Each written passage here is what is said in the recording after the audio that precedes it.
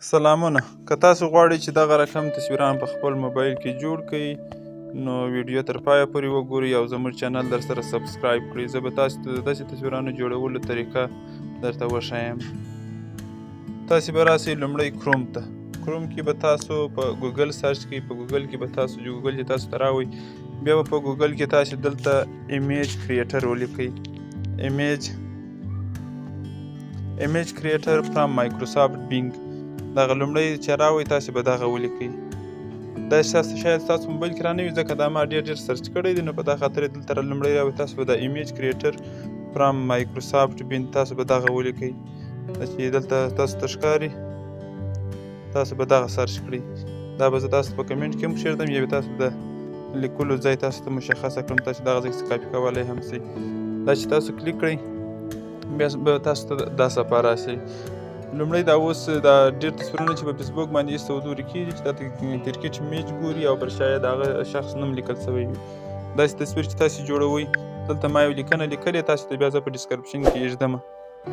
دا زه دا ځای کې کاپي کومه دلته بیا دلته پیسټ کوم. په دا خاطر مې مخکې لیکلې دلته ډېر ټایم وخت نیسي چې زه اوس لیکمه بیا تاسو ته دغه کوم. دلته لیکل سوي دي ایانګ مینګ پښتو به ته وایم چې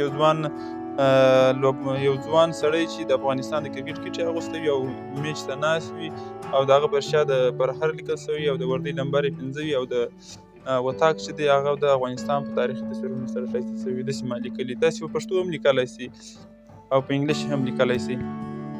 اوس تاسو ګورئ تاسو ته به تصویر ښکاره کړي چې څنګه تصویراندازي جوړوي. دا ډول تصویرونه یې راوړه. اوس تاسو چارې غواړئ هر یو تصویر ډاونلوډ کړئ. اوس زه مثلا دا تصویر غواړم دا تصویر زه ډاونلوډوم ځان دپاره. دا به تاسو پر کلیک کړئ.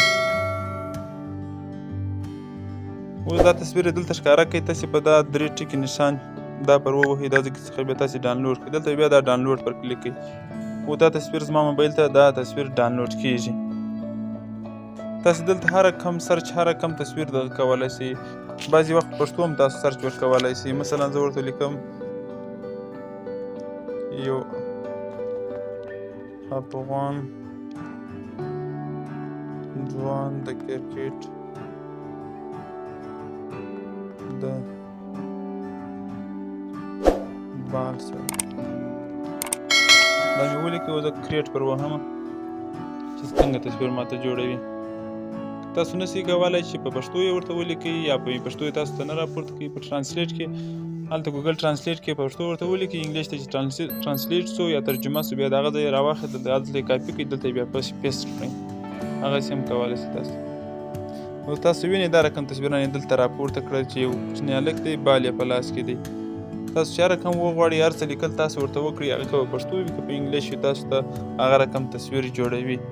نو که مو ویډیو خوښه سوې وي در سره لایک او شیر یې کړئ او د دغه لینک او که مو ستاسو سر نه په خلاصېږي د دې لینک به زه ستاسو ته په ډسکرپشن کې کښېږدم یا به د واټساپ چینل دی هغه لینک به هم کښېږدم. تاسو د هغه ځای څخه کاپي کولی سئ او بیا دلته پیسټ کولی سئ. تصویران تاسو بیا جوړولی سئ د ځان لپاره.